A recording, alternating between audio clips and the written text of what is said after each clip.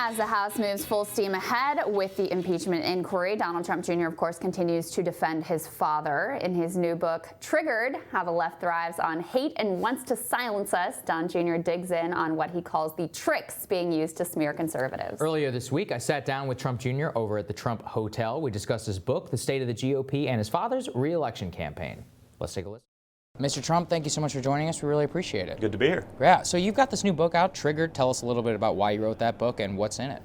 Well, listen, I wrote the book because, after the experience I've been on for the last, let's call it 4 years, the sort of incredible roller coaster of the greatest political upset in history, to then go into being the #2 target of the Mueller investigation, to all of these things I've got to see. I started telling stories from the road, from our childhood, on the campaign trail, and people started saying, you really gotta really put this all in a book. You really gotta, write this all down one day. And I just finally took the time to do it.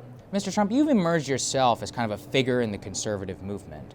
How do you see the emergence of that, and how do you see yourself within that movement itself? You've defended your father, but also a campus cultural figure, a real icon of the American right. Why do you think that you've become that, and do you feel comfortable in that position? Listen, I feel comfortable in the position because I'm vocal. I think the reality is, as my father has been for conservatives, he's sort of been the first guy to actually fight. Meaning there's plenty of guys that talk about it. There's guys that go on TV and do a great shtick, about their conservative principles and all the things they're fighting for. But when they're actually called to task, they typically just fold, right? It took me probably 41 years to realize I was a lot more like my father than I ever thought. But you back us in a corner for too long and, we'll come out fighting. So, I think it's more indicative of the right has been starving for that figure who is willing to fight. That's why Trump has the approval rating he does with conservatives. He's shown others that you can do that. You don't just have to take the loss because the left would like you to, or because some publication is going to write a mean article about you. He's sort of taken that, well, we'll talk about our principles in a back room and then we'll actually go fight for them. And that hasn't been the case. That's not the sort of Mitt Romney, Paul Ryan, School of American Politics. Like, we'll sit there and we'll talk about the comma on page 5,276, of a policy piece we've never actually read and don't understand anyway. But we won't actually act. The American public, certainly the conservative side, has been starved for a fighter. And now they got that. And I think, again, I got a little bit of that gene myself, which has probably allowed me to come out there as I've been out there just fighting for my father. Who do you see as the figures most opposed to your father in the Republican Party? Well, I think there's sort of the standard establishment types. I've listed them, out there already. I mean, obviously, a Romney type who's just tried to be, the cognizant anti-Trump, and yet when I'm in Utah, all the people are like, I love what your father's doing for X, meaning his constituents love what he's done for their beliefs, understanding that for some of them, especially in like the LDS community, hey, he may not be the perfect vessel, he may not be as, nice as everyone would always like him to be. Guess what, guys? Like, I don't want Mr. Nice, negotiate. We had Mr. Nice in the Obama presidency, and the media got to take an 8-year vacation because anything he did was just great. I want someone who's actually tough. I need someone who's tough to keep us safe, to fight for our economy, to put up the job numbers that he's been doing, to put up literally, the first fight for conservative movements. And then when you look at the results, it's like, wow, sure, everyone's, we're actually winning. Unemployment numbers are at all-time lows for literally every demographic in the country. Business startups at all-time highs. 6.3 million people off of food stamps. I mean, these are wonderful things, but it's not just conservative platform stuff. I mean, prison reform. Where were all the left that talk about all they love to play up victim culture, but they didn't fight for these things. Do you see that as a major victory of your father's presidency? I do, because you know what? It shows he's not just doing things that the right wants him to do or the Trump base. I can assure you, there's not a lot of the Trump base that either loved or cared about that. It wasn't a political thing for the right. He did it because it was the right thing to do, and we also need that president who's not just purely partisan in those ways, but is doing things that are the right thing for the American people. And as he said in 2016, he's got to be the president for all Americans, not just the ones that voted for him. So you're talking a lot about in the defense of your father. You've talked now about some figures within the Republican Party. There have actually been fights within the administration itself. I mean, do you view that as a problem that there appear to be, recent news reports, of course, that there were figures in your father's White House that were trying to subvert his will or his policies. Do you think that that's a problem? I do. I think it's a major problem because I mean that is directly subverting the will of the people. That's not just Adam Schiff and Nancy Pelosi and the hoax version 4.0 or whichever one we're on at this point. That is a real problem. But I think what it is they see sort of the establishment culture being attacked, and they're saying, well, in 5 years when Trump's not there anymore, do we go back to that establishment? And if we buy in fully to Trumpian and sort of conservatism today, does that mean we won't be welcome later on? And that's the reality. I mean, people think they know better.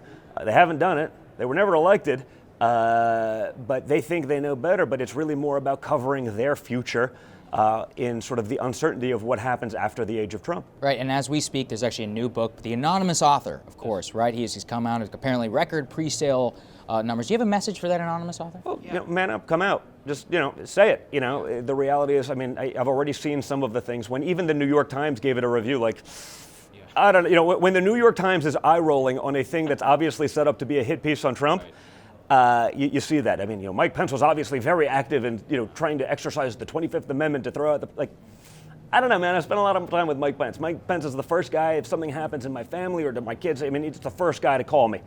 He's not like, this is the White House operator, hold for the VP. It's him on the phone. I mean, that's not his style. He's not doing those things. But again, the media will build it up to be the greatest, book ever written because it's going to be a hit on Trump. And that's what we've seen. We've seen a media that's not just left-leaning anymore. They've just made a cognizant decision to be the marketing arm of the Democrat Party, and they've given up the pretense of objectivity, which was always in question. Who in particular in the media are the most egregious in your opinion? Well, listen, I mean, I can point to any of them, but honestly, the reality is today, the biggest and what would have probably been the most credible before Trump are the ones that are just sort of going down the rabbit hole of insanity. I mean, when I look at the Washington Post, when they can take the killing of al-Baghdadi, okay, a guy that's doused journalists in gasoline and lit them on fire. They have a lot of problem when anything else happens with that, right? The New York Times writes, articles about hate towards journalism. When someone does a cartoon meme, they don't talk about physical violence against Trump supporters coming out of a Minnesota rally. That's what it is. When the Washington Post can turn a raping, murdering piece of garbage into an austere religious scholar, because he was sort of on Trump's wish list, like another promise made, promise kept. That's pretty sick. I mean, that's truly deranged. And so, while my father got a lot of hell for sort of saying the media is the enemy of the people, you start seeing stuff like that, and honestly, do you not wonder, hey, do these people really, are they not? I'd love to believe that they aren't, but man, you see that day in and day out. The New York Times fact checks the meme with a gold paw going around the dog to see if it was, in fact, giving some sort of canine version of the. I mean, come on, man. So the final question I have for you, Mr. Trump, what do you think the GOP looks like after your father? What does it look like on a policy level? Does it include you? What does it look like? Well, listen, my only focus, people ask me that a lot, my only focus is 2020. I want another 4 more years of this because I want to be able to continue to take on the establishment. I want someone who will actually fight to do it, who's not just going to roll over and die because the other side would like them to.